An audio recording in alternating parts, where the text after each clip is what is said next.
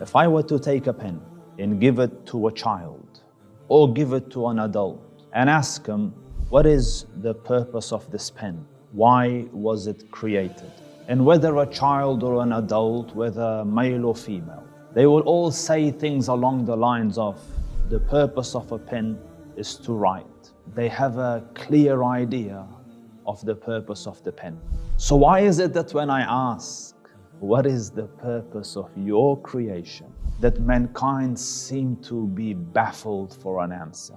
And there is a huge variety of responses. From those who believe that life has no purpose, we are here by chance, and others whose purpose of life is get rich, make money.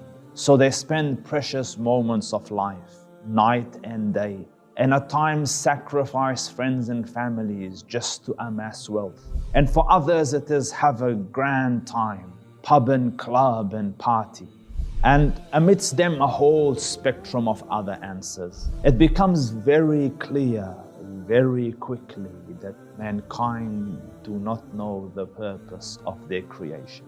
An object as simple as a pen has a purpose. Everything around you has a purpose. You know its purpose. So a machine as sophisticated as the human body, how can that not have a purpose? There's enough data, adequate research to show that those who live lives of purpose live better lives. They live longer lives. They live happier lives. They have better relationships. It is as though you are designed to find your purpose. And the great sadness, you don't know your purpose. Because a machine as sophisticated as this couldn't be around without purpose. Forget about the rest, just look at the human eye. A camera, in essence, at the outside, a pupil that dilates automatically without your command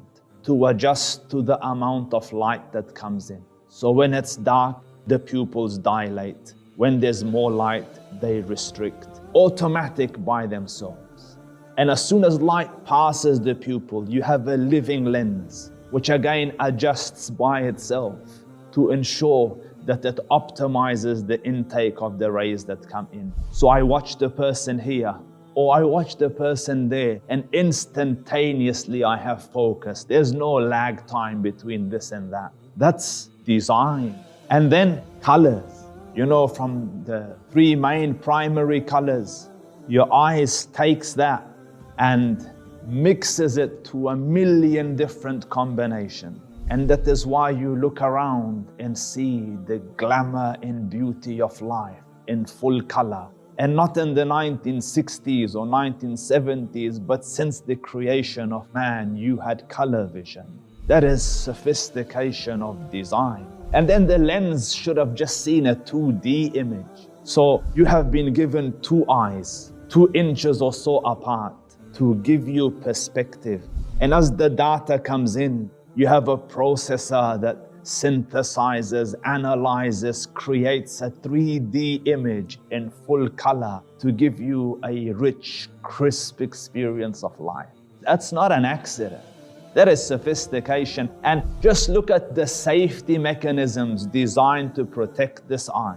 At the outside, at its surface, you have a film of tears, liquid, especially designed with disinfectants to neutralize any danger if it goes inside, and then automatically washes it out. That is design. And outside, if the particles are any bigger that might damage your eye, the eyelids come down. Automatically, as it senses danger coming, it shuts to protect the eye. And if the object's a little bigger than that, you've been given skeletal structure designed to protect the eye. That is why when you get punched in the eye, you get a black eye, but not necessarily a blind eye. So why were you created? And the answer, dear ones, is in the question, to know that you were created. You who sit today in a place of relative success, basking in the glory of your achievements. You're 35 now. Where were you 36 years ago? Which form did you sign to come here? Which plane did you ride to come here? You came here of no accord of your own. Someone sent you here. Someone created you. And nor do you depart of your own accord. When the time is up and the summoner summons you, young or old, you go. Through the hospital that was designed to keep you, you go. Don't you realize that someone sent you and someone summons you? And whether you are young or old, rich or poor, male or female, forget about that. Kings and monarchs get summoned and kings and monarchs leave. You have to concede that there is a sovereign who summons sovereigns. There is a king, a creator that created, a creator that sent, a creator that summons. And when you realize that there is a creator, and then you realize that that creator, out of his wisdom and majesty and kindness, created a sophisticated machine as this, and then furbished the world, everything around you to help your success and to help your life and to help you grow and to help you flourish. You can't but grow a sense of appreciation and a sense of awe and majesty for that creator. That, dear one, is the first step towards your mission, to recognize that you have a creator and then realize the favors that that creator has done upon you, and in that way grow a heart filled with love and awe and reverence and obedience and glory for that creator. وَالَّذِينَ آمَنُوا أَشَدُّ حُبًّا لِلَّهِ. And those who believe, their greatest love is their creator. And when a heart is filled with awe and love of its creator, as he is worthy of that love, then out of your love, his wish becomes your command. You live a life aligned to the purpose that he created you for.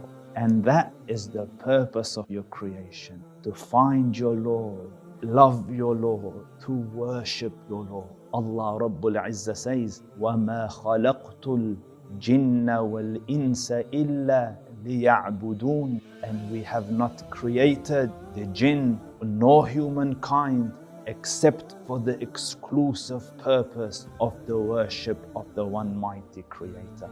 And why do you worship?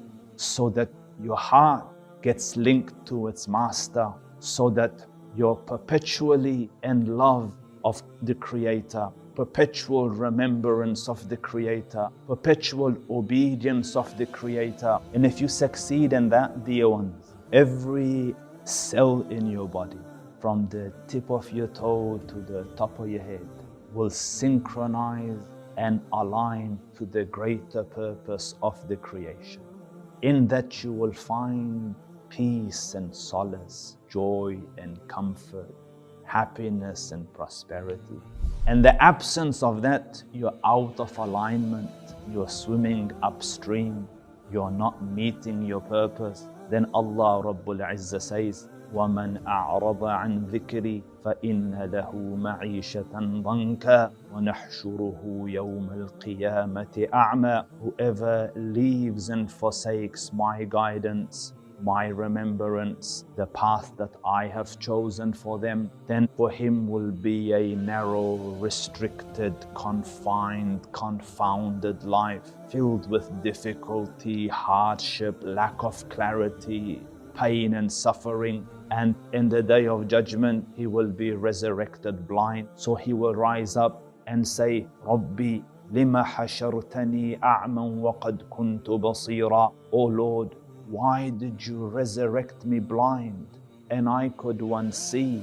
So Allah Rabbul Izzah says, كَذَلِكَ آتَتْكَ آيَاتُنَا فَنَسِيتَهَا وَكَذَلِكَ الْيَوْمَ تُنْسَى. Thus our signs were brought to you, You chose to disregard it. You forgot about it. And thus today we forsake you. We discard you. We disregard you. We forget about you. Allah Rabbul Izzah save me and you from that. May Allah Rabbul Izzah bless you. Allah honor you. Allah exalt you. Allah protect you.